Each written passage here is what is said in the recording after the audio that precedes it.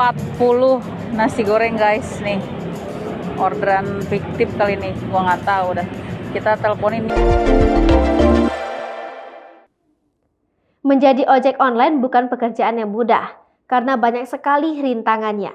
Salah satunya adalah kalau ada orang yang melakukan order fiktif.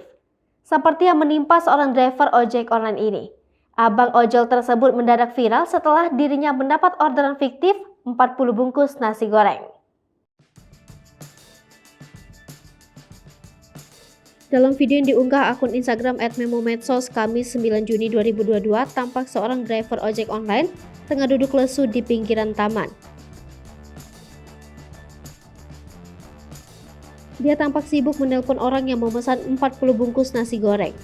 Sementara di kiri dan kanan driver itu terdapat bungkusan nasi goreng yang sudah dibelinya. Dia juga lagi berusaha nelponin tuh, tapi nggak diangkat-angkat. Gue juga udah telepon pakai telepon biasa, nggak diangkat-angkat. Nih. Perempuan itu juga mengatakan dirinya ikut membantu driver ojek online tersebut untuk menghubungi customer yang memesan 40 bungkus nasi goreng. Ngajar emang nih, sialan bener. Orderan fiktif kali ya.